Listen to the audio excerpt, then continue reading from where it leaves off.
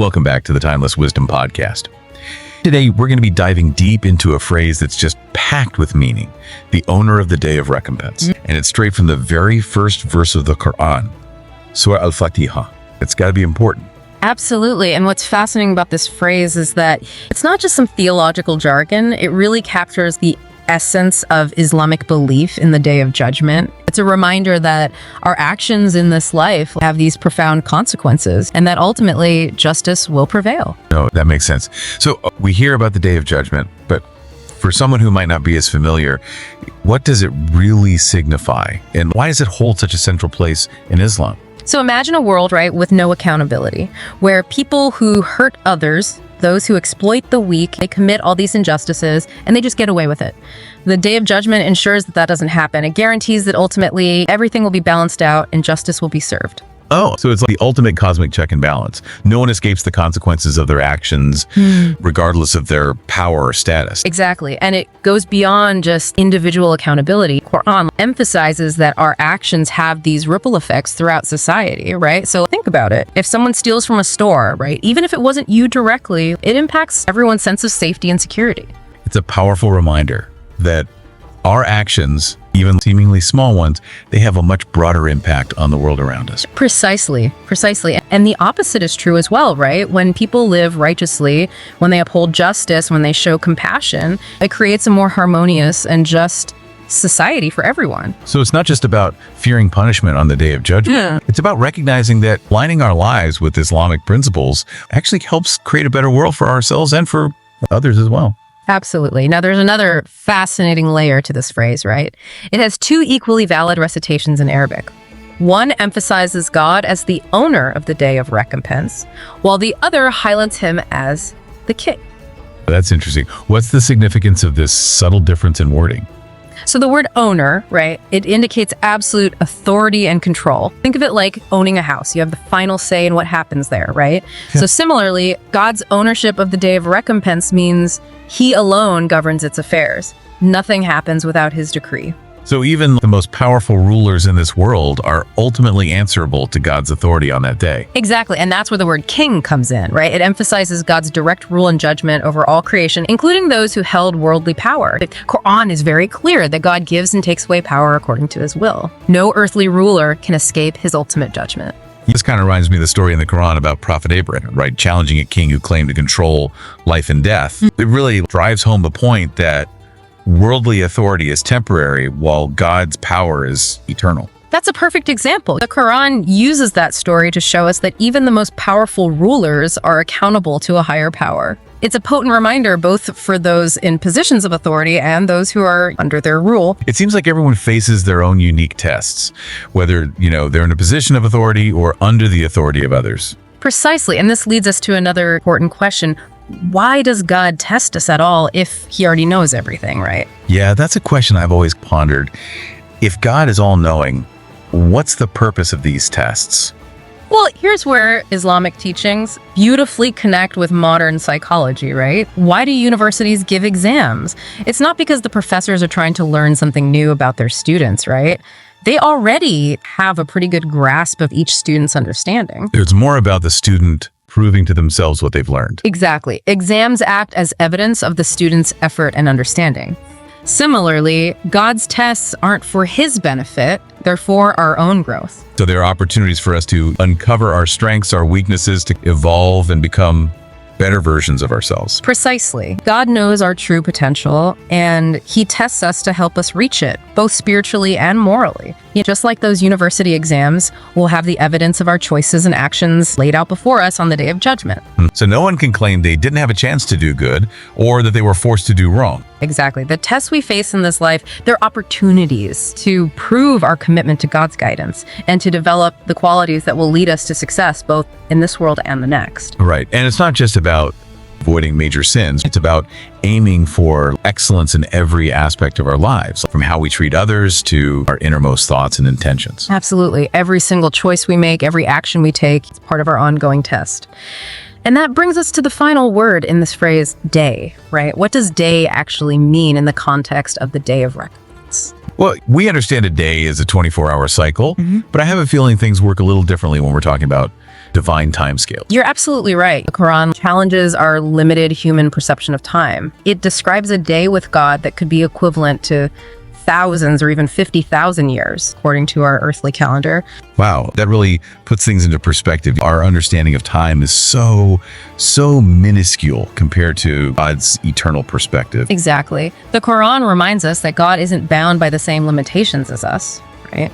And just as his power is beyond our grasp, so too is the nature of the Day of Judgment. We may not be able to fully grasp it, but its reality is certain. This is a powerful message to carry with us as we navigate the choices and challenges of this life. It's a reminder that we should live with an awareness that our actions in this life have eternal consequences. Precisely. It's not just about living a good life in the worldly sense, but about striving for a life that is pleasing to God, knowing that we will be held accountable for everything we do, say, and even think. Having this internal compass guiding us towards a more fulfilling and meaningful life, both in this world and the hereafter. I like that analogy. It's about aligning our actions with our ultimate purpose, which is to serve God and to live a life worthy of his blessings. So if we go back to those two recitations of the verse, owner and king, it seems like they both emphasize different aspects of God's absolute sovereignty. Yes, and they complement each other beautifully. Owner highlights God's ultimate control over the day of recompense. He sets the rules, he determines the outcomes.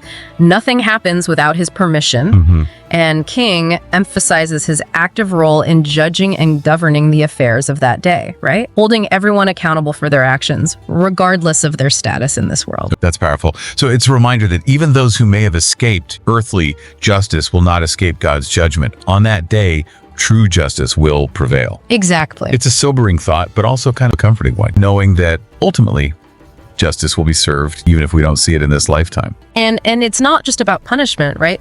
The day of recompense is also about reward. Those who have lived righteously, striving to follow God's guidance, they will be rewarded with eternal bliss. So it's a reminder that our actions have eternal consequences, both positive and negative. Precisely. Every act of kindness, every effort we make to improve ourselves, every time we choose to do what's right, even when it's difficult, it's an investment in our eternal future.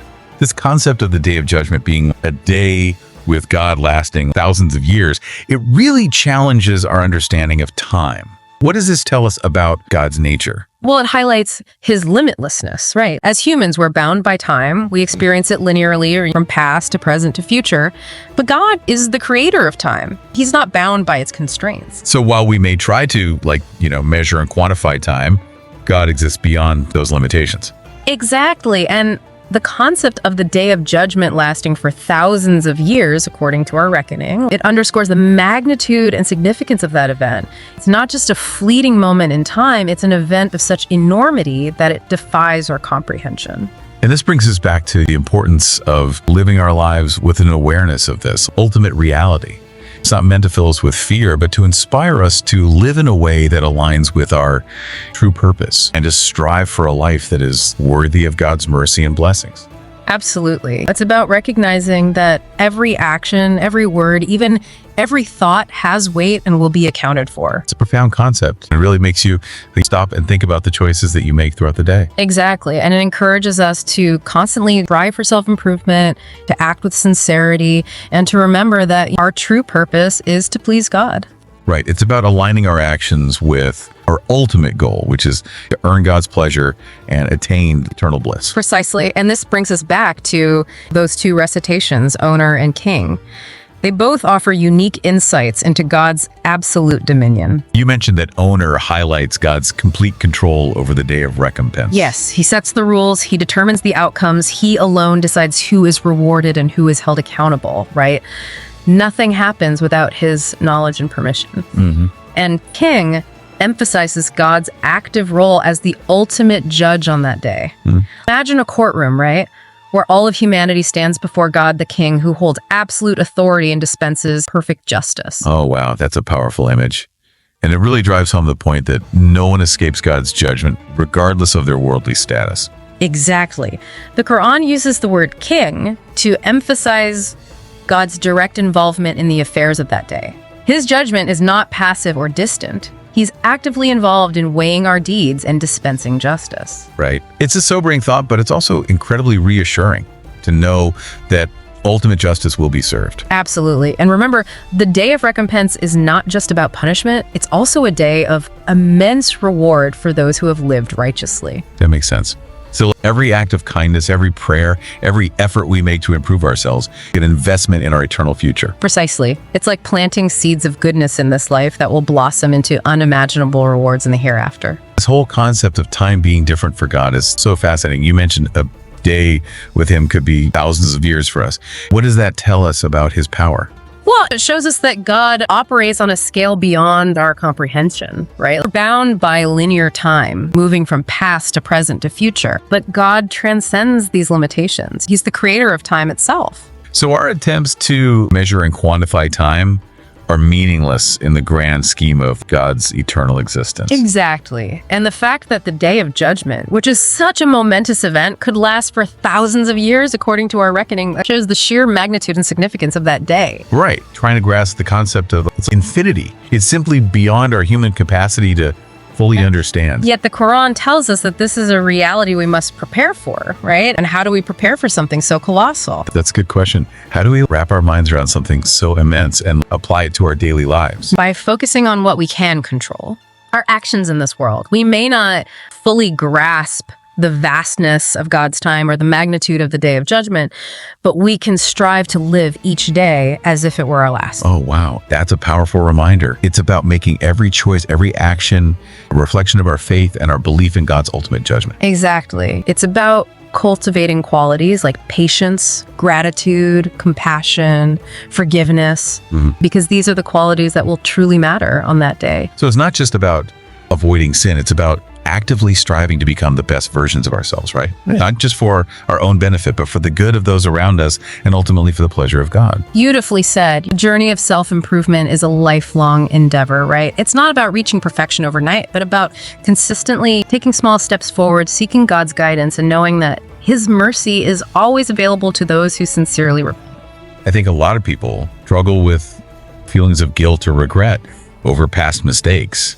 It's reassuring to remember that God's forgiveness is always within reach. Absolutely. No matter how far we've strayed from the path, it's never too late to turn back to God and ask for His forgiveness. His mercy encompasses everything.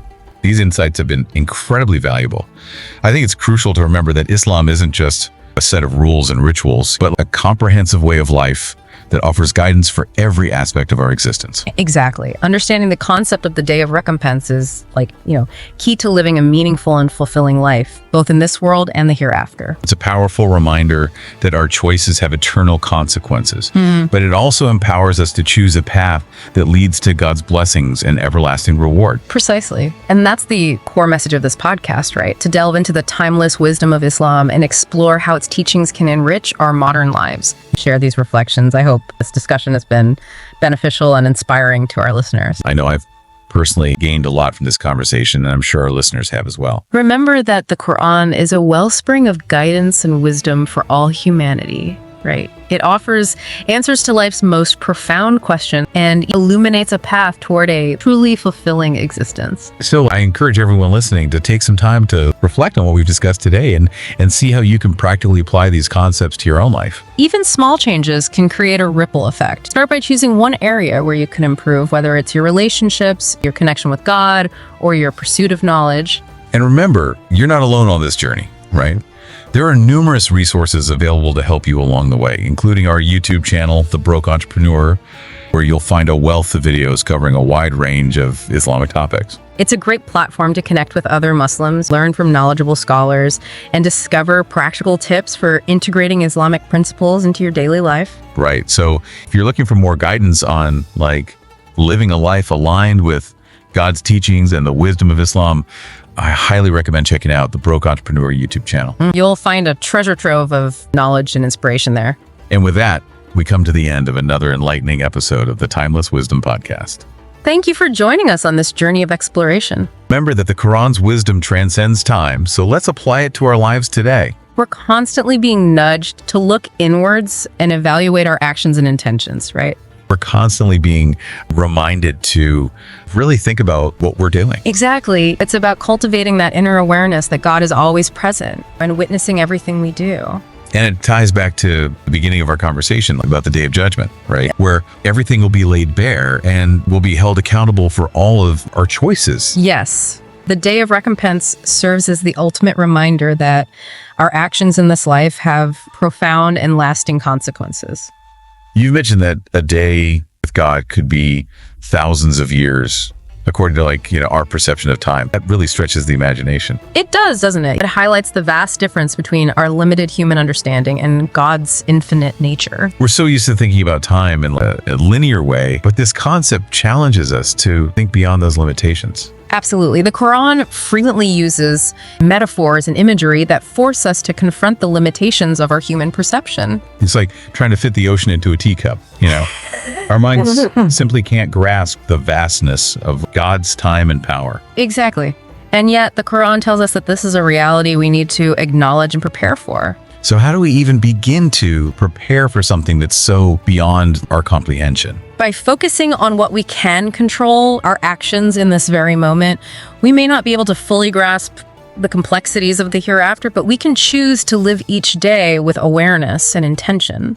So it's about making choices that reflect our belief in God and the Day of Judgment. Precisely. It's about striving to embody the qualities that are valued in Islam, such as honesty, compassion, patience, generosity. It's about constantly working on ourselves, becoming better versions of who we are, not just for our own sake, but for the sake of God. Beautifully said. The journey of self-improvement is ongoing.